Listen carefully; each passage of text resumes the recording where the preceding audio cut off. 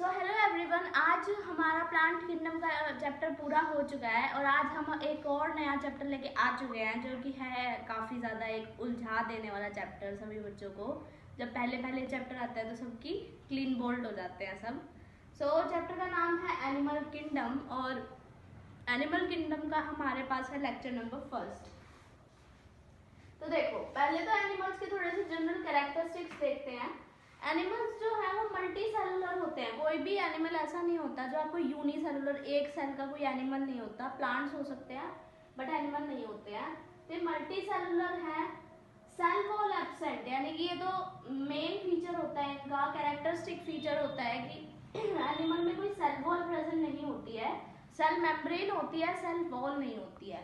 दोनों में कंफ्यूज नहीं होना है। सेल मेम्ब्रेन जो है वो सेल को शेप प्रोवाइड करती है और सेल वॉल जो है वो सेल को रिगिडिटी या फिर प्रोटेक्शन प्रोवाइड करती है। और जो सेल वॉल है वो हार्ड होती है और जो सेल मेम्ब्रेन है वो इतनी हार्ड नहीं होती है और वो परमिएबल होती है कई टाइम पे और डिफ्यूजन में भी हेल्प करती है। मोड ऑफ न्यूट्रिशन यहाँ पर हेटेरोट्रॉफिक ही रहता है, यानी कोई भी एनिमल ऐसा नहीं है जो खुद खाना बनाता है। Depend on another organism for food, food के लिए ये किसी और पे डिपेंड करते हैं, प्लांट्स पे या एनिमल दूसरे एनिमल पे। जैसे इंसान है वो मांस भी खाता है या फिर और भी एनिमल्स है जो मीट खाते हैं, यानी दूसरे एनिमल्स पे डिपेंड करते हैं या फिर प्लांट्स पे डिपेंड करते हैं।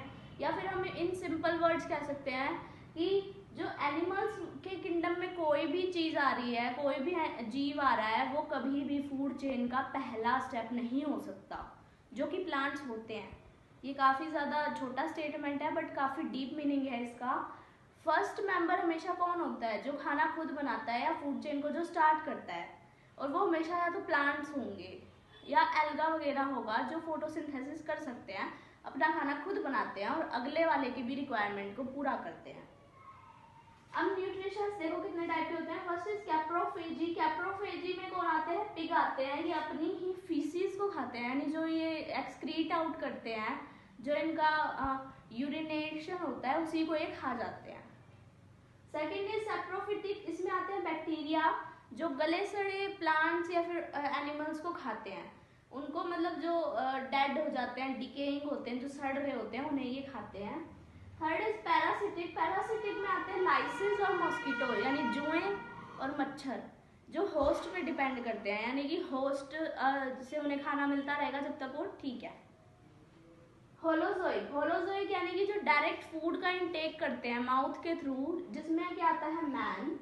Next is sanguivorous. सैंगीवोरस में आता है ब्लड सकिंग लीच, यानी कि जो हमारा ब्लड को सक करता है। आपने कई बार देखा भी होगा कि वो हमारी स्किन से चिपक के ब्लड को निकालते रहते हैं, चूसते रहते हैं। टीवी में देखा होगा, कहीं पर देखा होगा। कैनिबैलिज्म होते हैं ईट ऑन स्पीसीज, यानी वो अपने ही बच्चों को खा जाते हैं जब उनके पास कोई खाना नहीं मिलता उन्हें आसपास देखने पे भी, तो वो खा जाते हैं, जैसे कि स्नेक। और ये कुत्ता और बिल्ली भी करते हैं, यानी कि वैसे तो हमने नॉर्मली देखा है कि वो हम खाना दे देते हैं, पालतू वगैरह जो होते हैं या जो स्ट्रीट डॉग्स होते हैं वो कहीं से ढूंढ के खा लेते हैं, बट जब उन्हें काफ़ी ज़्यादा मेहनत के बाद भी खाना नहीं मिलता है तो वो अपने ही बच्चों को खा जाते हैं। नेक्स्ट अब हम आते हैं किंगडम एनिमलिया पे। कौन कौन से इसके अंदर फाइलम आते हैं हम आज ये डिस्कस करेंगे। फर्स्ट फाइलम है हमारा पॉरीफेरा। पॉरीफेरा को हम स्पॉन्जेस भी बोलते हैं। अब इसका थोड़ा मीनिंग समझो क्यों। पॉरीफेरा, पॉरीफेरा का मतलब होता है पोर बियरिंग, यानी इनकी जो पूरी बॉडी होती है उसमें काफ़ी सारे पोर्स होते हैं। पोर्स जो है वो हेल्प करते हैं इनको वाटर का इंटेक करने में, या कुछ भी चीज़ जो है वो पोर्स के थ्रू इनमें अंदर जाती है। ये सबसे ज़्यादा बेसिक एनिमल्स है, यानी कि है ना, इनमें कोई ज़्यादा वेल डेवलप्ड सिस्टम नहीं पाए जाते। हमसे तो बहुत ज़्यादा नीचे आते हैं ये ह्यूमंस से, और ये कोई मूवमेंट भी शो नहीं करते। ये सबस्ट्रेटम यानी किसी चीज़ से अटैच रहते हैं, पत्थर वगैरह से या कहीं भी अटैच रहते हैं ये एक ही जगह पे। और इन्हें स्पॉन्जेस भी बोलते हैं क्योंकि आपने कभी अगर स्पॉन्ज देखा हो तो उसकी बॉडी क्या होती है, उस पर भी कई सारे पोर होते हैं, उसके अंदर भी पानी फिट हो जाता है होल्स के through.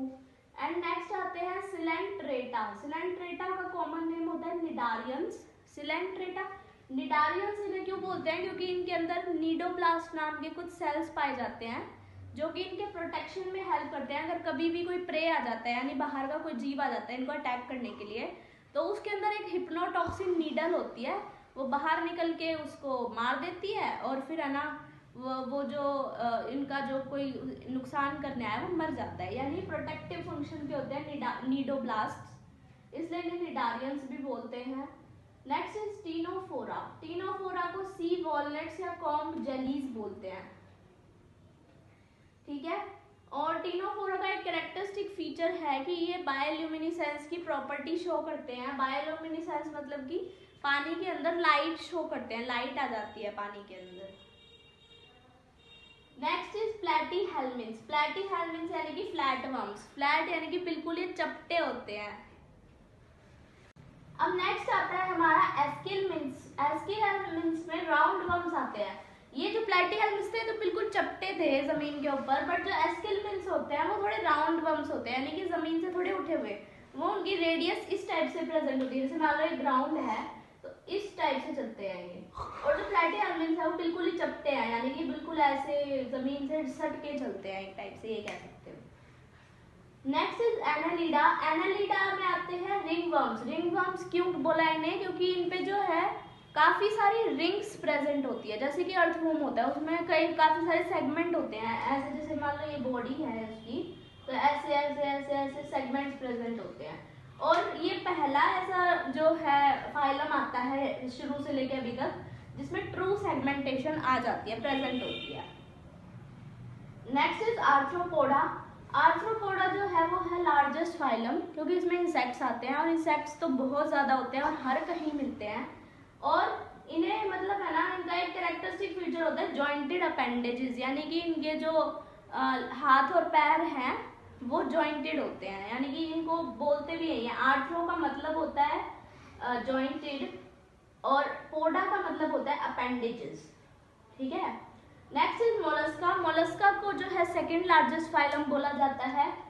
Third is echinodermata. Echinodermata जो है वो स्पाइनी क्यों बोला है, क्योंकि इसके ऊपर काफी सारे कांटे जैसे स्ट्रक्चर होते हैं, इसलिए इनको हम मतलब इनका एक कैरेक्टरिस्टिक फीचर होता है कि इन पे स्पाइन्स प्रेजेंट होते हैं। इसका एक एग्जांपल है स्टारफिश। स्टारफिश पे अगर आप ध्यान से देखोगे तो छोटे छोटे ऐसे ऐसे स्ट्रक्चर होंगे, थोड़े उभरे हुए, अगर हम थोड़ा पास से देखें तो इसलिए इन्हें स्पाइनी भी बोला जाता है।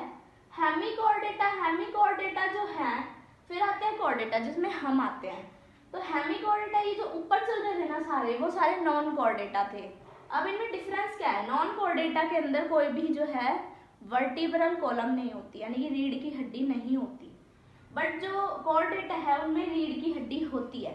बट अब हेमिकॉर्डेटा क्या है, हेमिकॉर्डेटा में होता है एक स्ट्रक्चर रीढ़ की हड्डी जैसा, बट वो रीढ़ की हड्डी नहीं होती है, इसलिए हम क्या बोलते हैं, ये कनेक्टिंग लिंक है नॉन कॉर्डेट्स और कॉर्डेट्स के बीच का। यानी कि जो हमें पता चलता है ना, इंडिकेशन मिलती है कि अब रीढ़ की हड्डी बनने वाली है, वो हेमिकॉर्डेटा से ही मिलती है, शुरुआत वहीं से होती है, क्योंकि इसमें एक ऐसा स्ट्रक्चर आ जाता है। So thank you so much. आज के लिए हम इतना ही पढ़ेंगे। मैं आप लोगों को बता देती हूँ कि आप लोगों को कुछ करके आना है, कुछ इंपॉर्टेंट चीज़ है। ये जो मैंने आगे नंबरिंग डाली है ना, ये अच्छे से याद कराना, बिल्कुल सीक्वेंस में, क्योंकि है ना कल हम जब इनके फीचर्स पढ़ेंगे तो काफ़ी ज़्यादा काम आने वाली है ये नंबरिंग जो है।